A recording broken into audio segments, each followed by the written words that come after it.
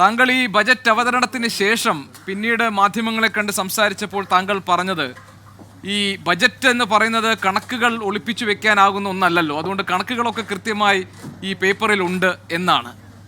അതിലെ ബജറ്റ് പ്രസംഗത്തിന്റെ തുടക്കത്തിൽ തന്നെ പറയുന്നത് നമ്മുടെ നാടിന്റെ സാമ്പത്തിക സ്ഥിതി മെച്ചപ്പെട്ടുകൊണ്ടിരിക്കുന്നു എന്നാണ്. അങ്ങനെയാണെങ്കിൽ മിനിസ്റ്റർ എന്തുകൊണ്ടാണ് ക്ഷേമ പെൻഷൻ ഉയർത്തുന്നതും ശമ്പള പരിഷ്കരണവും പോലെയുള്ള ജനപ്രിയ പ്രഖ്യാപനങ്ങൾ, ഇതിപ്പോൾ ഈ പിണറായി സർക്കാരിന്റെ അവസാനത്തെ സമ്പൂർണ്ണ ബജറ്റാണ്, അങ്ങനെ ഒരു രാഷ്ട്രീയ പ്രാധാന്യം കൂടി ഉള്ളപ്പോൾ ഇത്തരത്തിലുള്ള ജനപ്രിയ പ്രഖ്യാപനങ്ങൾ നടത്താൻ താങ്കൾ മടിച്ചത് എന്തുകൊണ്ടാണ്?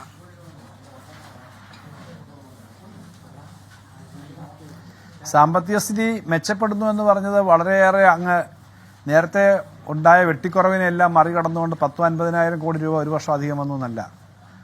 നമുക്ക് യഥാർത്ഥത്തിൽ കിട്ടിക്കൊണ്ടിരുന്നത് ഒന്നാം പിണറായി സർക്കാരിന്റെ സമയം വരെ കിട്ടിക്കൊണ്ടിരുന്നതിൽ നിന്നും 50,000 കോടിയിലധികം വെട്ടിക്കുറവ് വന്നിട്ടുണ്ട്. 50,000 കോടി രൂപ ആകെ 1.5 ലക്ഷം കോടി രൂപ 1,50,000-60,000 കോടി രൂപ ചെലവാക്കുന്ന ഒരു സ്ഥലത്ത് 50,000 കോടി രൂപയുടെ കുറവ് വന്നാൽ എന്താവുന്ന നഷ്ടമെന്ന് അറിയാമല്ലോ. ആ ഒരു സാഹചര്യത്തിൽ നമ്മൾ ഫൈറ്റ് ചെയ്ത് നമുക്കുള്ള എല്ലാ GST കോമ്പൻസേഷൻ ആയാലും ഡിവിസി പൂളിലെ കുറവായാലും ബോറോയിങ്ങിന്റെ പേരിൽ കിഫ്ബിയെ പെടുത്തിയതിന്റെ പേരിലുണ്ടായ നഷ്ടമായാലും എല്ലാം വന്നിട്ട് നമ്മൾ കഴിഞ്ഞ 2-3 വർഷം വളരെ ബുദ്ധിമുട്ടുമായിരുന്നു. കാരണം 3 വർഷമായിട്ട് ഏകദേശം ഒരേ തരത്തിൽ തുക നമുക്ക് ചെലവാക്കാനേ പറ്റുള്ളൂ. എന്നാൽ ഈ വർഷം അതിനുശേഷം ഇതാദ്യമായിട്ട് 1,59,000 കോടിയിൽ നിന്നും 1,78,000 കോടിയിലേക്ക് ചെലവെത്തുമെന്നാണ് കണക്കാക്കുന്നത്. ചെലവെത്തണമെങ്കിൽ വരവും വരണമല്ലോ ഏതെങ്കിലും തരത്തിൽ. ആ വരവും ചെലവുമേ ഉള്ളൂ, അല്ലാതെ 50,000 കോടിയുടെ വന്നില്ല. പക്ഷേ ശമ്പളം കൊടുക്കാൻ പറ്റില്ല, പെൻഷൻ കൊടുക്കാൻ പറ്റില്ല, ക്ഷേമ പെൻഷൻ കൊടുക്കാൻ പറ്റില്ല എന്നൊരവസ്ഥ ഇടയ്ക്ക് വരുന്ന തരത്തിലേക്ക് ഭീകരമായിരുന്നു സ്ഥിതി.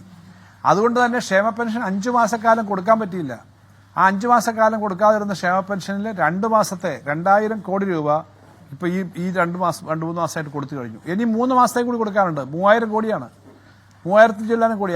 അത് കൊടുക്കുക എന്ന് പറയുന്നത് ആണ് ഒന്നാമത്തെ ഉത്തരവാദിത്വം. അത് കൊടുക്കാൻ പറ്റും എന്നുള്ളത് തന്നെ മെച്ചപ്പെട്ടു അല്പം എന്നുള്ളതിന്റെ അർത്ഥമാണ്. അല്ലാതെ എന്നാൽ ഞങ്ങൾ ഉടൻ തന്നെ ഒരു വളരെ എടുക്കാൻ പറ്റാത്ത ചില കാര്യങ്ങൾ കൊടുക്കാം അങ്ങനെ പോപ്പുലിസ്റ്റായിട്ട് പറയുകയും ചെയ്യാതിരിക്കുകയും ചെയ്യുകയല്ല. 18 മാസം പെൻഷൻ കൊടുക്കാതിരിക്കുകയല്ല, പറഞ്ഞ കാര്യം ചെയ്യുക. അതിനൊപ്പം വളരെയേറെ കാര്യങ്ങളിൽ വലിയ നിക്ഷേപം, വലിയ വകയിരുത്തൽ, വലിയ മാറ്റം ഉണ്ടാകുന്ന പല കാര്യങ്ങളും വന്നിട്ടുണ്ട്. ആശുപത്രിയിൽ സ്ട്രോക്ക് ഫ്രീ ആയിട്ടുള്ള ചികിത്സയ്ക്ക് സ്ട്രോക്ക് ചികിത്സയ്ക്ക് എല്ലാ ജില്ലാ ആശുപത്രിയിലും സംവിധാനം കൊണ്ടുവന്നു. കരള് മാറ്റിവെക്കലിനും മജ്ജ മാറ്റിവെക്കലിനും ഉൾപ്പെടെ മെഡിക്കൽ കോളേജിൽ ഉൾപ്പെടെ പുതിയ സംവിധാനം വരുന്നു. അതായത് മിനിസ്റ്റർ താങ്കൾ പറഞ്ഞു വരുന്നത് നമ്മളുടെ നിലവിലെ സാഹചര്യം കുറച്ചായി മെച്ചപ്പെട്ടു വരുന്നു എന്നല്ലാതെ വലിയ രീതിയിൽ മെച്ചപ്പെട്ടു എന്ന് പറയാൻ കഴിയില്ല. അങ്ങനെ ഒരു അവകാശവാദം ഉന്നയിക്കാറായിട്ടില്ല എന്നാണല്ലോ ഞാനത് മനസ്സിലാക്കുന്നു.